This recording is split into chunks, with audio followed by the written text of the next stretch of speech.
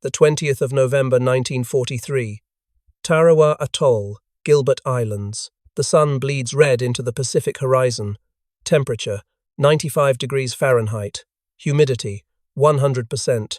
The air tastes of salt and rotting vegetation. Colonel Shibasaki Keiji stands in his command bunker, studying American positions through captured binoculars. His lips curl in contempt as he watches Marines unloading equipment from landing craft. "Look at them," he tells his staff. "They bring antiques to modern war." His intelligence officer points to a group of Marines carrying strange weapons. Short barrels, wooden stocks, pump actions. "Those appear to be hunting shotguns, Colonel." The room erupts in laughter. "Shotguns." Major Yamada wipes tears from his eyes. "What do they think this is? Duck season?" Shibasaki lights a cigarette, savoring the absurdity. "Americans are desperate. Our intelligence was correct. They are so short of proper weapons they raid museums. Shotguns from their grandfather's war. Next, they'll bring muskets from their civil war." He turns to his officers, voice rising with confidence. "Tonight, when we charge with cold steel, those birdshot toys will be useless. You cannot stop 1,000 warriors with hunting equipment. The blade will always defeat the farmer's gun." The officers nod, hands on their samurai swords. Ancient steel versus ancient shotguns. Honor versus desperation. Outside, a Marine sergeant named William Bordelon checks his Winchester Model 1897. The same model his father carried at Belleau Wood. The gun that made Germans scream about war crimes. The gun they called inhumane.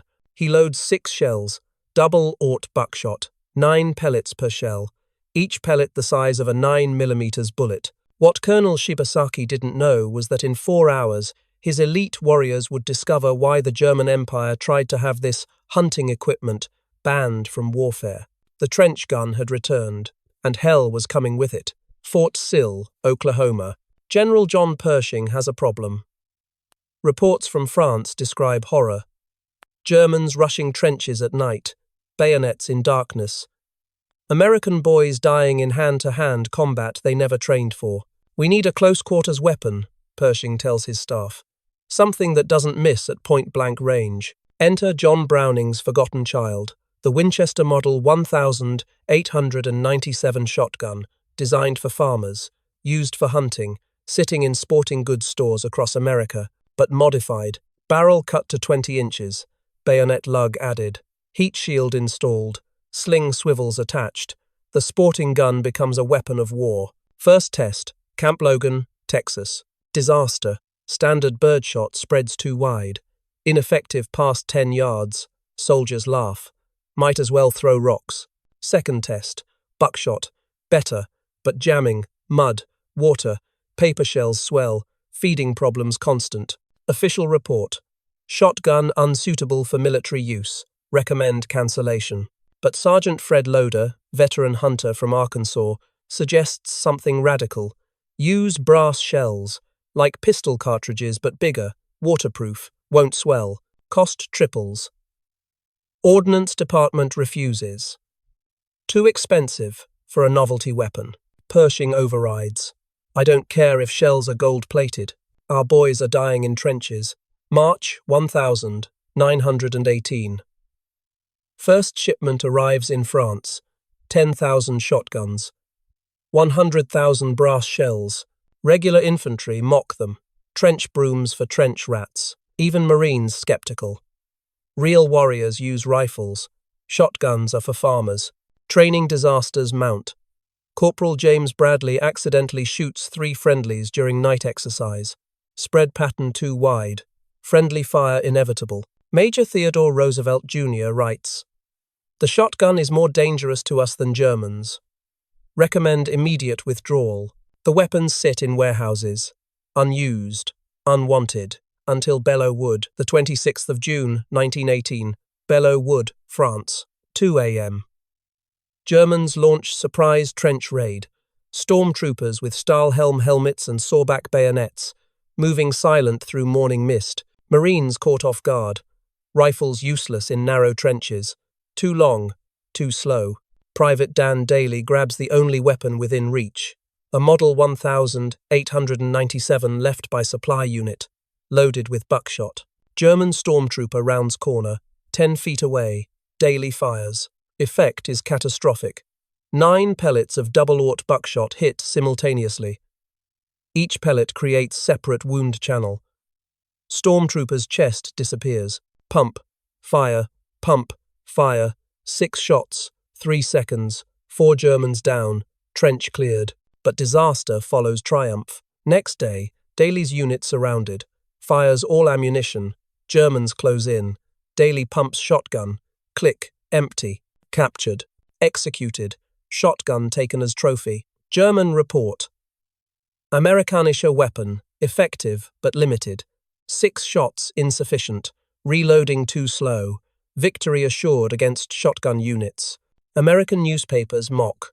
Doughboys bring duck guns to real war. French allies disgusted. Americans fight like criminals, not soldiers. Even Marine Command embarrassed. Orders shotguns returned to storage. Experiment failed. Resume proper rifle training. But something happens in the shadows. July 1918. Chateau Thierry Supply Depot. Gunnery Sergeant Fred Stockham makes unauthorized modifications. Studies German tactics. Close assault.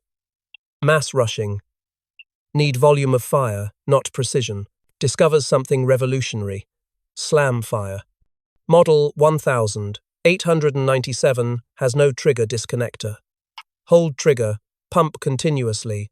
Gun fires every pump. Transforms into semi-automatic.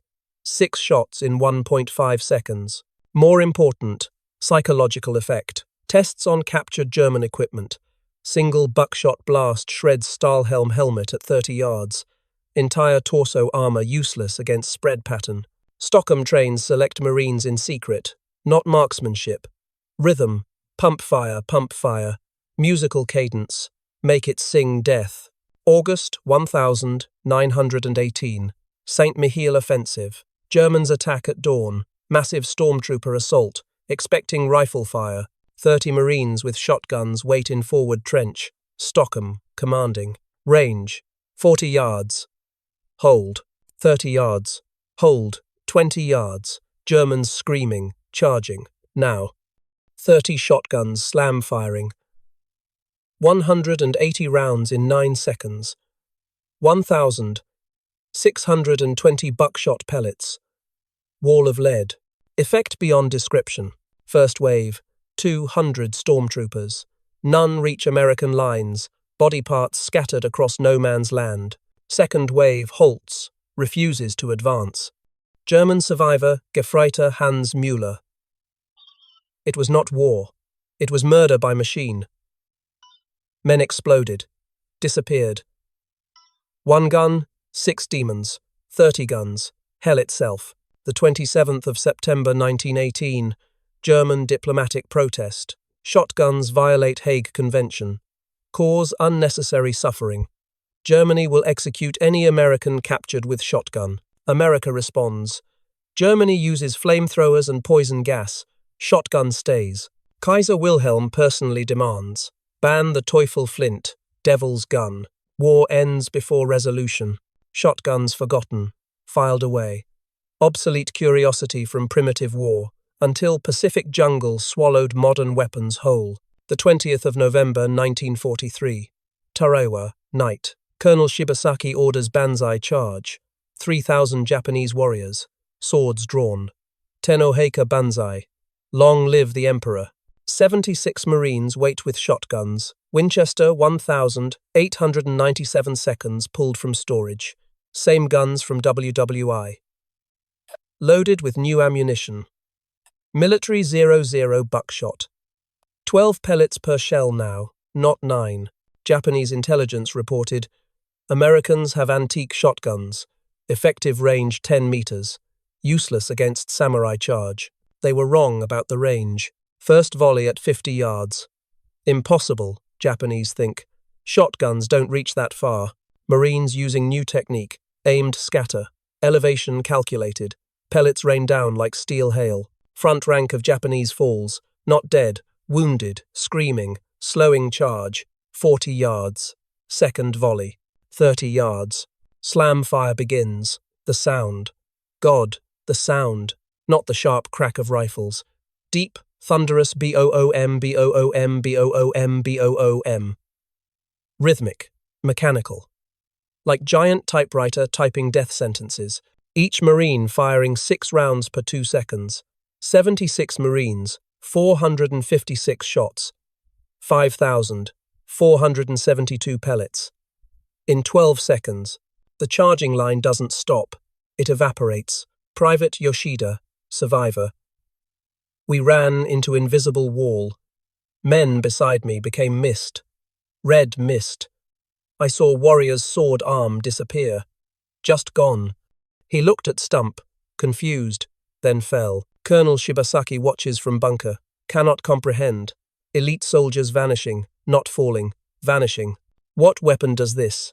Radio operator, crying, "The hunting guns, Colonel. The obsolete hunting guns." Dawn. 2,000 Japanese bodies carpet the ground. Unrecognizable. Buckshot doesn't leave clean corpses.